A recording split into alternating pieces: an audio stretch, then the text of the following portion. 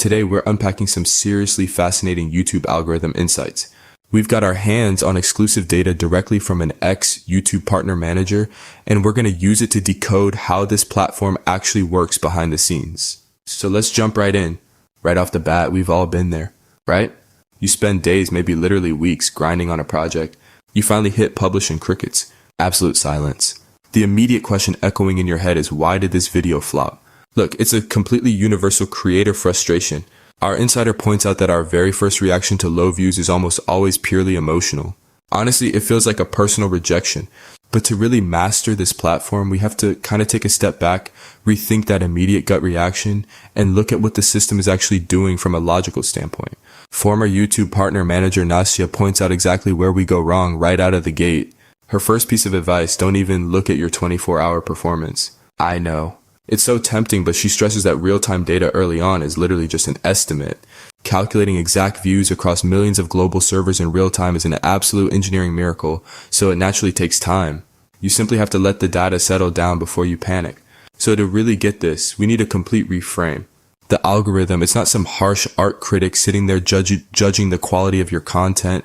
Actually, it's more like a highly protective viewer-centric matchmaker. Its entire job is to essentially read a viewer's mind and serve them exactly what they want to watch in that exact split second. And why? Well, because YouTube is a business. If it serves up bad recommendations, viewers just get bored and they bounce over to TikTok or Netflix. The algorithm's one and only loyalty is to viewer satisfaction. Okay. So let's break down how this matchmaking actually happens through something called risk waves. This completely changes how you should think about impressions. When you hit publish, step one is YouTube testing it out with your core loyalists. If they click and watch, the system says, okay, cool, I'm confident. Then step two, it pushes it out to a broader, riskier audience. People who might like the niche but don't know you at all. It'll keep expanding outwards in these risk waves until step three, it stops pushing the literal second people stop clicking. Your content wasn't actively suppressed. The platform just ran out of an eager audience for that specific packaging.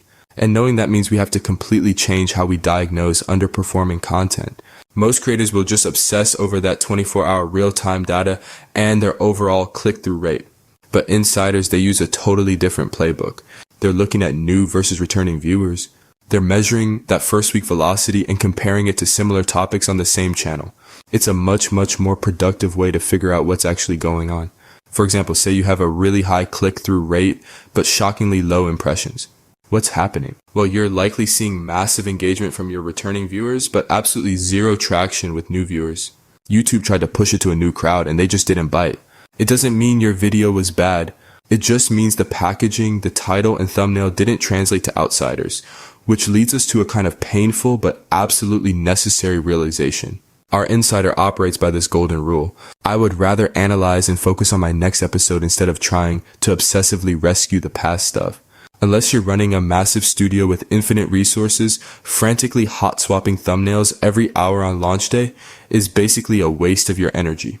Just take the data you learned about your new versus returning viewers and apply that directly into your next project.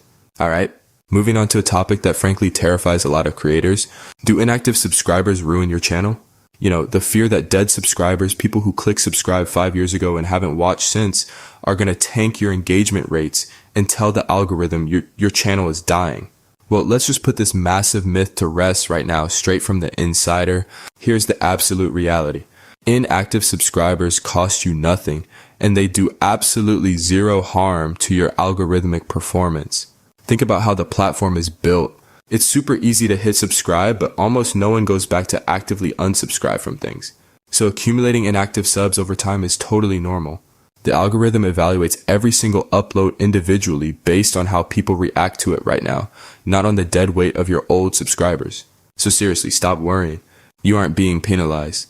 So if dead subscribers aren't the problem, where should we actually be looking for growth? How about 10%? Our insider revealed that for one of her clients, a staggering 10% of a channel's 10 million monthly impressions came entirely from an overlooked, often totally ignored feature. That's 1 million impressions just left sitting on the table. And that magical feature, it's the community post. They're arguably the most underused real estate on the entire platform.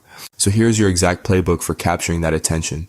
First, waterfall your long-form content into carousels, basically break down your key points visually. Second, a single compelling photo plus text works great as an uncluttered hook. Third, and this is huge, never ever just post a link saying watch my video. People will scroll right past it. Treat every single post as a standalone unit of value. Give them a reason to stop and engage right there in the feed. Now, a lot of folks think the ultimate dream is getting a YouTube partner manager to help implement all these advanced strategies, but we need to clarify what they actually do. Honestly, think of a partner manager like a McKinsey consultant for your channel. They offer incredibly valuable data-driven advice, and they're great at spotting patterns in your analytics. But here's the catch. They can't enforce creative changes, and they definitely don't have a magic button in their office to instantly make you go viral. They are impartial data advisors helping you test things, not fairy godfathers. And as those impartial advisors, partner managers are always looking ahead, which brings us to arguably the most critical question facing the platform today. What happens when AI replaces search? Let's take a look at what's coming just over the horizon, specifically this new Ask YouTube feature, because it threatens to disrupt literally everything we know about how viewers discover content. Let's break down this coming AI disruption. The Ask YouTube feature lets viewers type a question and get a direct text answer and a specific video time code instantly. This is a massive threat to search optimized channels. Think about it. Videos that just answer basic questions like how to fix a leaky faucet are already losing traffic to GPT models. This forces a really necessary pivot for creators. To survive, you have to shift toward highly human-driven content.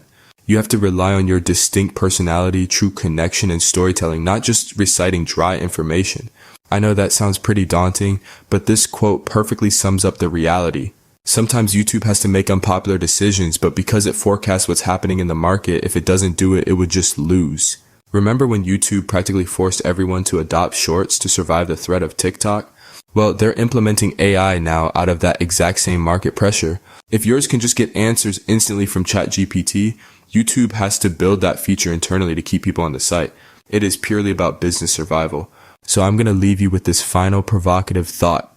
YouTube has the massive resources required to achieve whatever technological future it forecasts for itself. The platform is evolving incredibly fast to survive market pressures. So the real question isn't whether the algorithm is going to change, it's whether you are going to change with it. What are you taking away from this explainer today to ensure your strategy adapts? Are you going to evolve or you're going to get left behind? Thank you so much for exploring this with me today.